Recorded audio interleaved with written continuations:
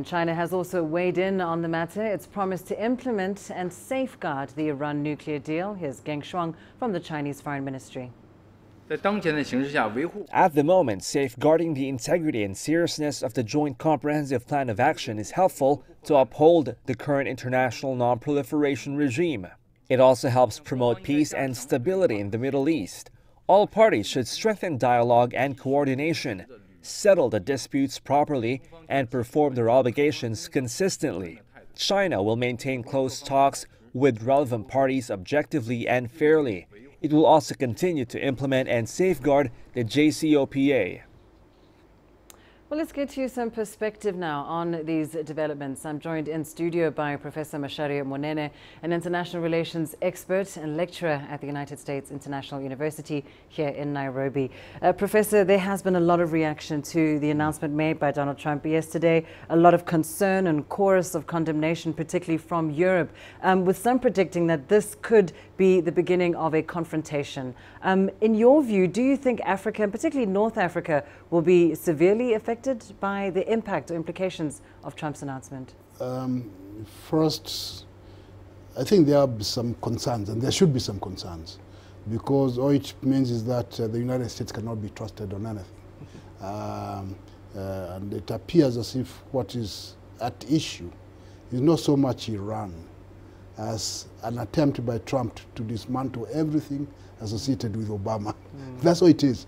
He tried to do something with Medicare, or the Obamacare, and now he starts saying it's got Obama name in it, remove it. That's what it is. And despite the fact that all the other players have said it's a good deal, his own intelligence has told him that Iran is complying with the expectations. The whole thing is just a personal vendetta against Obama and anything associated with Obama. And Iran is a good place to beat up on that. Well, I mean, he's taken a personal vendetta and he's put it on the global stage, and there's no way that this is not going to have implications. What then do you think is most likely to happen between the United States and Iran? Is this going to lead to some kind of conflict?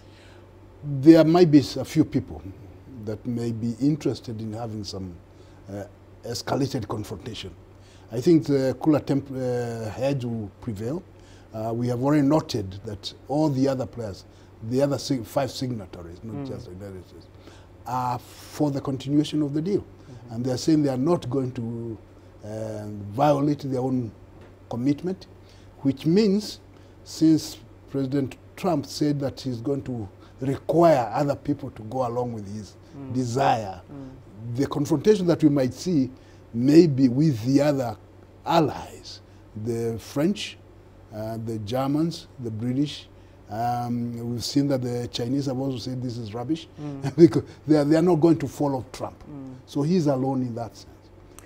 I mean, supporters of Trump might suggest that Trump actually has a plan here, that this is tough talk, maximum economic pressure, the type that he sort of applied to North Korea, the DPRK, and that had positive results. Others are saying that this could be a strategy that could yield similarly positive results in controlling certain worrying tendencies or behaviors by Iran. Well, it's a nice argument, but I think it's way off base. Now that you bring in North Korea, what it appears to be that is President Trump would like to have his own success somewhere. And North Korea survived without Trump. There were a lot of sanctions on North Korea before. And so what you have here is now an attempt to create his own Nixon moment. And meeting Kim of North Korea is Trump's Nixon moment, in the same way that Obama had his Nixon moment with Cuba. So Trump has to have his own Nixon moment, and that's what it is. It's not that North Korea was pressured to, of course it was pressured, but it was doing all those things despite the sanctions. So the same thing.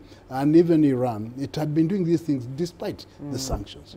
And one of the big things about the Iran deal is that it agreed to stop for a period, on the understanding that this and this is give and take. So now to come and say that the other side will ignore the agreement So the hope is that I think Iran will take its time before it can say to react, especially when the other fives are saying we are going on with the deal. Indeed, I think it will not collapse. Let's hope the cool heads will prevail. Yes. Thank you so much, Professor Macharia Munene, joining us here in studio, of course, on that historic decision by Donald Trump to pull the U.S. out of the Iran nuclear deal.